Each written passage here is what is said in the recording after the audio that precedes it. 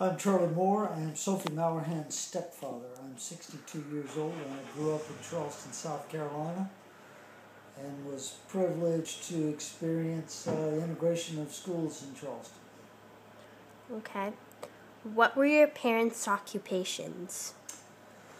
My father was a retired Navy. My mother was a civil service employee.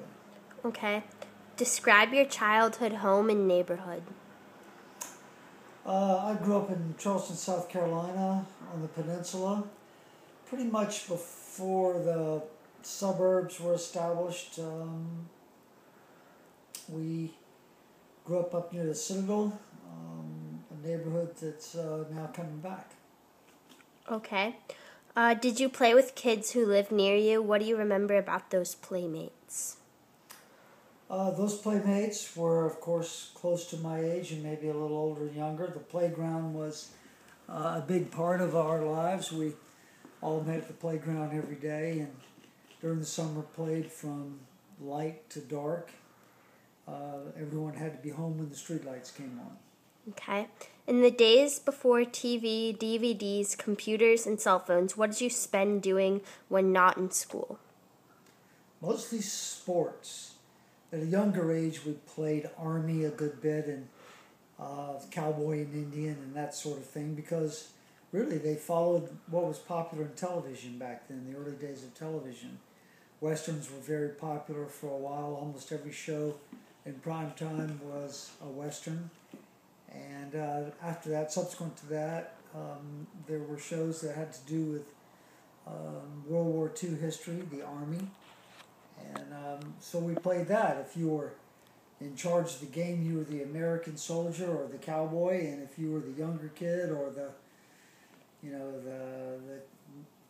child who wasn't the leader, then you had to be the Indian or you had to be the Japanese or the Germans when we played Army.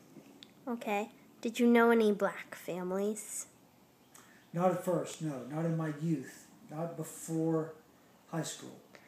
Okay. Was race ever a topic of conversation in your family? It was. We recognized the unfairness in my family, the unfairness of the situation of segregation in the South, at least in Charleston. But it wasn't something we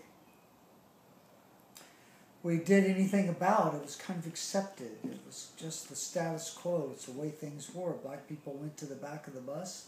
They went to their schools. Most of the black people I saw were domestic workers or laborers. Okay. And do you know where the black neighborhoods and schools were in your community? I did know where they were. Okay. Will you tell where they were?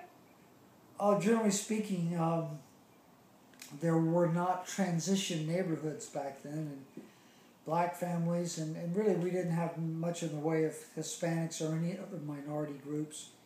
Charleston wasn't big enough to have an Asian community or other communities that were of one ethnicity or another. Ethnicity, pardon me, that's the word, ethnicity. So, you knew where the blacks lived and they knew where you lived, and there wasn't really a lot of crossing back and forth. Okay. How old were you and what were the circumstances when you entered into a relationship with a black student, coworker, neighbor, etc., when you met on equal footing? It was 8th or 9th grade when Rivers High School was integrated. I was probably 13 or 14. Our school was the first high school integrated in South Carolina.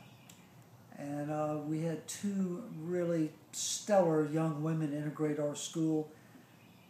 They were very intelligent, very personable. They were probably the two best people to integrate the school and tolerate what they had to go through in integrating the school.